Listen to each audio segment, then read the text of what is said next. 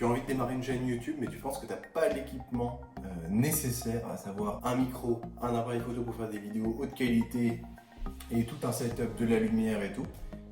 T'inquiète pas, on va voir dans cette vidéo comment est-ce qu'avec ne serait-ce qu'un iPad, tu vas pouvoir commencer à faire des vidéos et à les publier sur YouTube.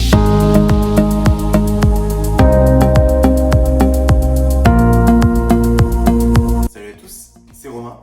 Et si vous êtes nouveau sur la chaîne, eh bien écoutez, je suis un étudiant en droit et je prépare à l'heure actuelle le CRFPA, qui est donc l'examen d'entrée à l'école d'avocat, qui se tient en septembre.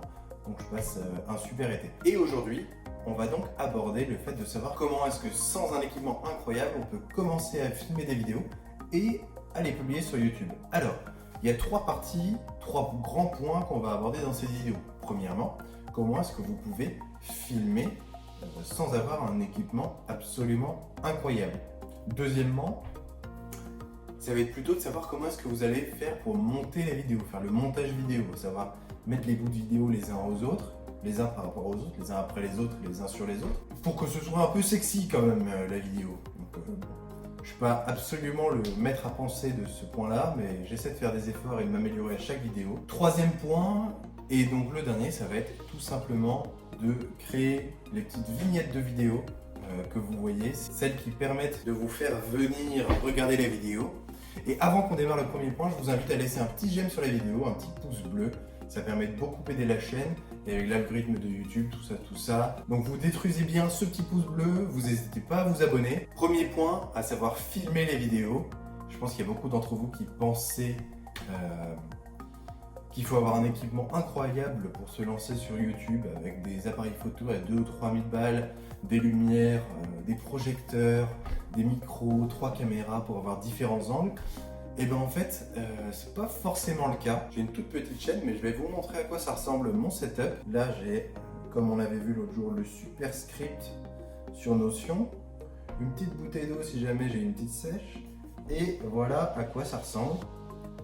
Le setup, donc ça c'est, je me suis amélioré depuis l'autre jour où c'était une poubelle sur lequel je mettais l'iPad Pro, et là c'est carrément, c'est un petit seau, et hop, vous voyez, tu filmes avec ton iPad Pro, qui en plus, ce qui est super cool avec ce truc, c'est que si tu rentres dans les setups, dans les réglages, pardon, tu peux le faire filmer en 4K, et donc ça c'est super cool, ne serait-ce que pas forcément pour la publier en 4K, mais pour garder de la qualité si jamais vous voulez cropper la vidéo, c'est-à-dire zoomer sur un endroit, la qualité sera quand même, elle sera pas en 4K, mais elle sera quand même relativement bonne par rapport à ce qu'on pourrait avoir si c'est en 1080p, en 1080p pardon. Donc après avoir filmé la première séquence, à savoir la head portion, la partie sur laquelle je parle et vous me voyez, tu vas filmer ce qui est le roll B, donc la B-roll. Donc ça va être tous les angles un petit peu sexy, c'est-à-dire que quand je vous fais une vidéo sur comment est-ce que l'iPad peut vous aider pour faire ceci ou cela, et bien après je vais mettre l'iPad dans un certain setup avec une jolie lumière, sur un joli meuble, mettre un petit peu de contraste, vous filmez ça tout doucement avec l'iPhone.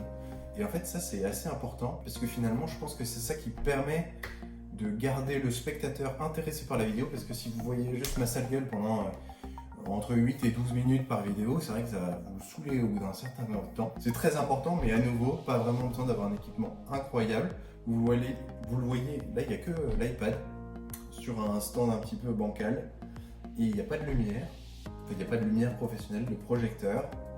Deuxième petit point, à savoir le montage des vidéos. Alors là, il y a deux choses que je pourrais vous conseiller. C'est tout simplement, premièrement, de rester sur iMovie, si vous avez un Mac ou un iPad, tout simplement parce que c'est gratuit, il est assez facile de s'en servir, et c'est gratuit, hein, super important. Deuxième logiciel que je pourrais vous conseiller, si vous utilisez déjà la licence Adobe en tant qu'étudiant, qui n'est pas très cher, il faut le dire, qui va être à moins de 15 € pour avoir toutes les applications Adobe, en passant par Photoshop, Illustrator, etc.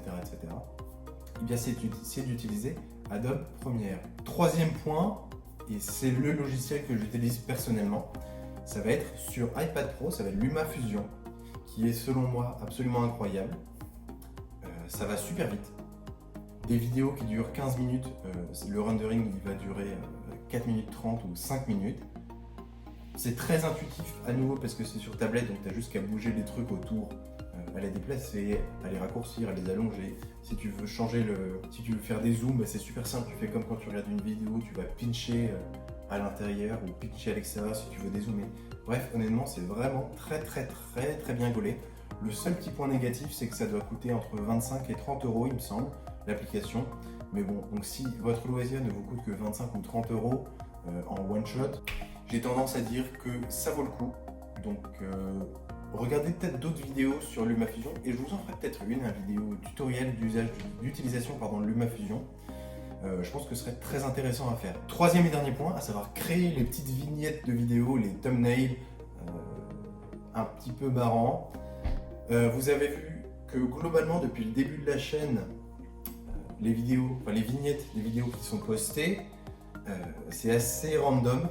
C'est-à-dire que je prends une jolie image de la vidéo et je vais aller directement prendre un screenshot, ça peut paraître très con, mais je vais prendre un screenshot sur l'iPad, je vais le resizer en 16/9 et après je vais venir l'annoter directement dans l'application photo avec l'Apple Pen et essayer de mettre des jolies couleurs, attirer l'attention sur l'écran 4K, attirer l'attention sur l'iPad Pro qui est mis justement dans une situation qui est relativement sexy. Et donc, globalement, c'est ça que je faisais depuis le début. Vous avez vu que dans la vidéo de la semaine dernière, à savoir sur l'application de l'année 2020 qui est Notion, je vous invite à aller voir cette vidéo et laisser un pouce bleu à nouveau sur cette vidéo et sur celle-ci. Un petit pouce bleu juste en dessous, tant que vous la regardez. Et bien celle-ci, je l'ai faite sur Page, donc à nouveau une application très professionnelle pour faire du montage photo. Oui. Et je pense que ça a été plus intéressant que de le faire sur l'iPad Pro. Je l'ai fait sur mon Mac parce que je connaissais très bien l'utilisation de Page sur le Mac.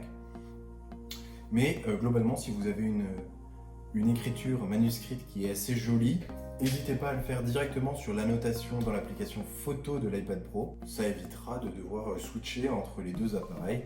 Il sera globalement plus facile et plus original puisque ce sera seulement votre écriture. C'est tout pour cette semaine. N'hésitez pas à laisser un petit commentaire et à nouveau, j'insiste, mais c'est super important, à détruire le bouton bleu pour laisser un petit j'aime sur la vidéo et à vous abonner à la chaîne pour voir les vidéos qui tombent toutes les semaines relatives à la tech et aux méthodes pour améliorer vos méthodes de travail.